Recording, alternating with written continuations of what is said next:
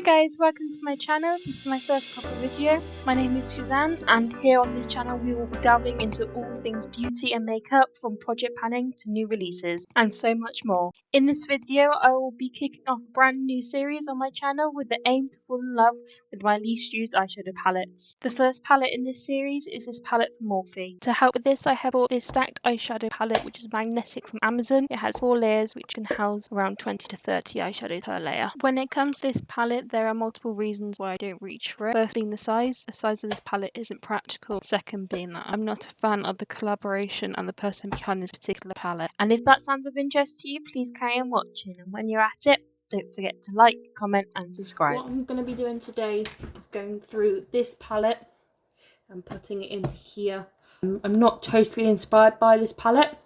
So what I'll be doing is going through it, swatching it and making sure that it's all okay and what I want. I do like these colours. I'm not getting much use out of the more vibrant, which I'm hoping today I will change. So to help with potting eyeshadows, a tool like this can help. It is dual-ended with one end being curved and the other being pointed. What we're going to be doing today is getting rid of all the pans, putting them into this magnetic palette, which we've got these magnetic labels to stick on, as so. This next part can be messy and time consuming, so I'll speed this up for you guys.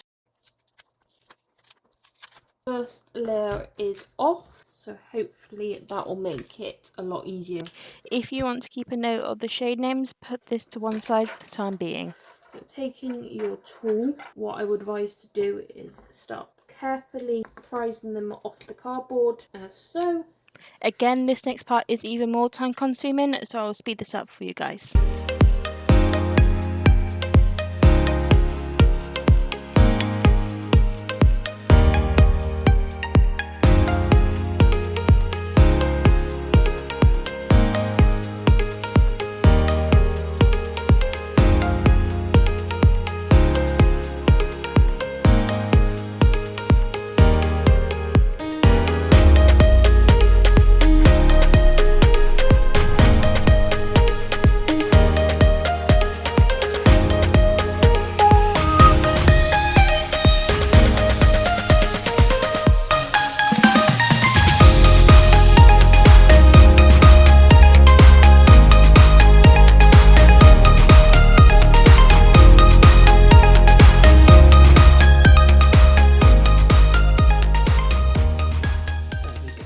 As you can see, it is a messy procedure, so I don't recommend doing it on carpet. However, if you've got a worktop, you can easily wipe down afterwards. That'll be better. Now we've got to this stage. This isn't necessarily needed. After tidying up, you'll be left with something like this. The aim now is to remove the excess cardboard and glue.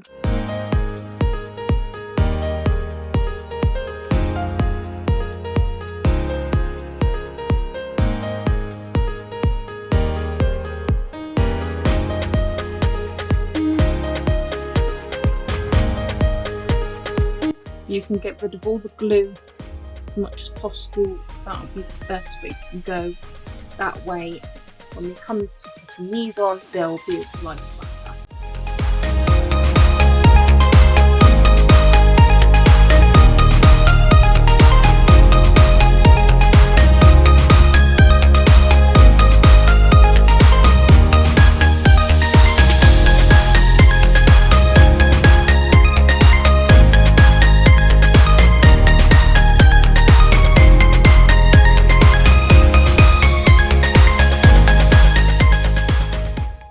I don't necessarily want to keep all the shadows, as there is some crossovers which I'll show you when it comes to the mattes.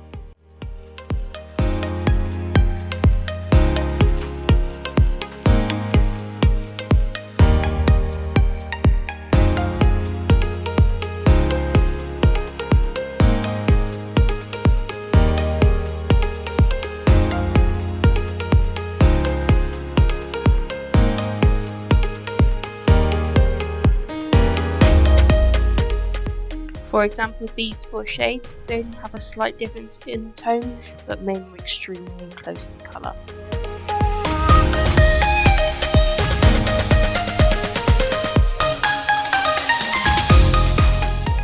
A quick tip for you guys, if a shade cracks, sometimes you can easily repress the shade with just a piece of tissue. It was at this point where I knew that I wasn't going to keep most of the mattes, especially the more delicate shades, as I knew these wouldn't be used due to how much fallout would occur when trying to use them. These shades were the ones that at this point I was contemplating keeping, but I still wasn't convinced that I was going to be using these shades, so I knew I had to swatch these to decide. Please bear in mind these eyeshadows are getting quite old in my collection and starting to become quite patchy.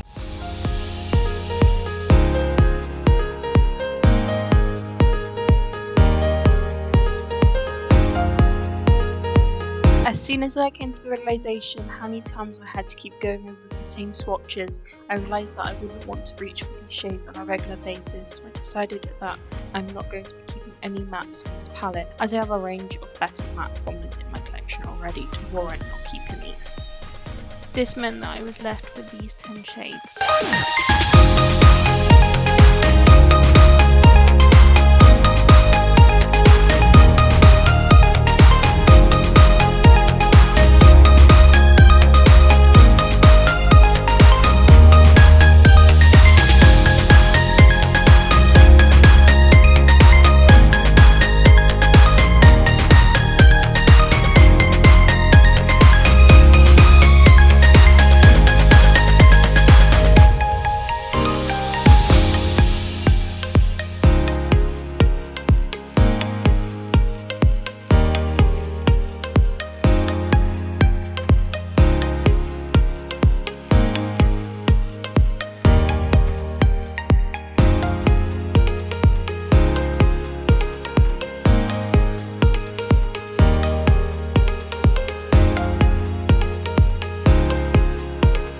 I've gone from 35 down to 10, and I feel like I'll be getting much more use out of these than I was as a full palette. Thank you guys so much for watching. I hope you enjoyed it. Please don't forget to like, comment and subscribe. Until the next one, bye guys!